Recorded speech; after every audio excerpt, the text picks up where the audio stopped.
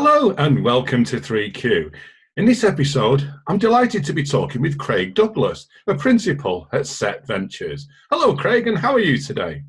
Very well, thank you, if a little warm. Yes, it's very warm here too. Now, my first question is, do you think the UK government's done enough to support business throughout the pandemic? I mean, in terms of the business support, the UK government's done quite a lot. It is pretty much in line with other countries. They've done some things well and some things less well.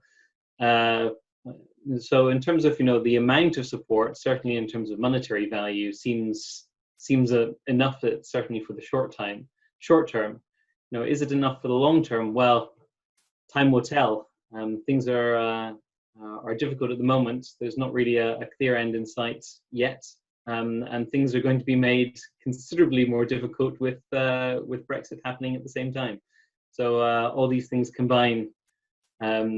Short term, probably enough. Longer term, yet to be seen. Craig, if you were in government, what would you have done differently? Yeah, it's a very good question. I would have tried to have done things faster. Really a faster implementation, not just the faster announcing of support, because I think that was done relatively in line with what everybody else has done, in some cases a bit faster, but really in terms of the practical implementation of it, whether that's the future fund, furlough scheme implementations, deferring of tax, all these different schemes that have been set up. A faster implementation, and if you're going to give others in effect, the right to run your schemes for you, the banks or the loan schemes, making sure they're briefed from the start on what they're going to be allowed to do, so that things don't mess up.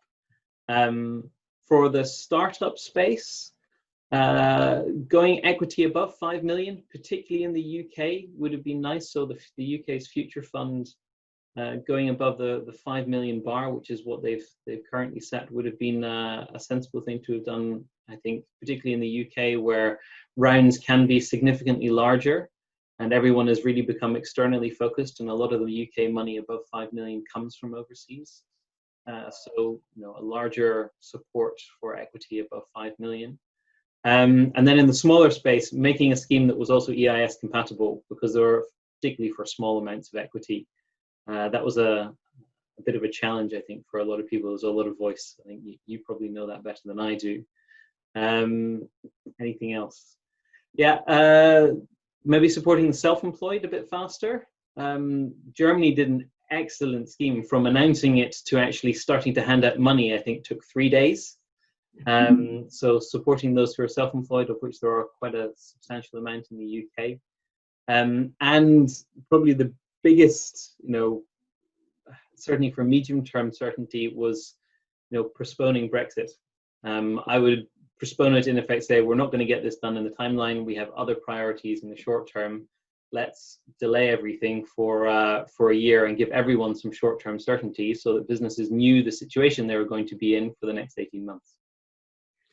And for my final question, bearing in mind the news we've just received that the UK's plunged into a deep recession, what do you think UK businesses can do to help the economy emerge from the pandemic?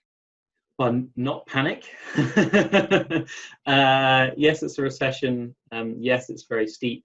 But when and how that's going to come out is going to be driven a lot by the UK business and the UK consumer as well. It's going to have to be a little more inwardly focused, particularly given the trading situation, in other countries. So, you're going to have to focus on your local market to a certain extent and not freak out.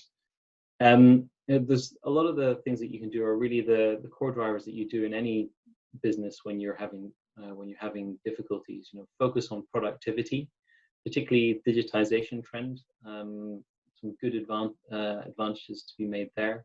The UK has really lagged behind in terms of productivity gains in the last 20 years compared to a lot of other developed markets. So I think there's certainly some productivity gains to be had in the UK market as the relatively low-hanging fruit. And that really is, to improve the general key drivers and growth in the business. Really focusing on what's essential to your company. Productivity is obviously positive thing. It's straight to your bottom line immediately. But really focusing on what is essential for your business, looking at where the growth opportunities are going to be, and look beyond just the immediate short term. If you go straight for the short term savings, and not focusing on where your growth opportunities are going to be in a year or two's time, means that you're going to kill the growth opportunities for your business. So don't just be a short-termist. Don't take a short-termist view. Yes, absolutely cut hard if you need to, but don't kill the parts of the business that have the best potential to grow, because that's what's going to be your value drivers of your future in your companies. So you need to make sure that those areas are not cut, and those are continually fostered, because they're what's really going to drive your long-term growth, and that's really going to drive, hopefully, businesses to really push growth opportunities after the recession. Craig, thank you very much for your advice and comments. It was great to see you on 3Q. Thank you. Thank you very much, David.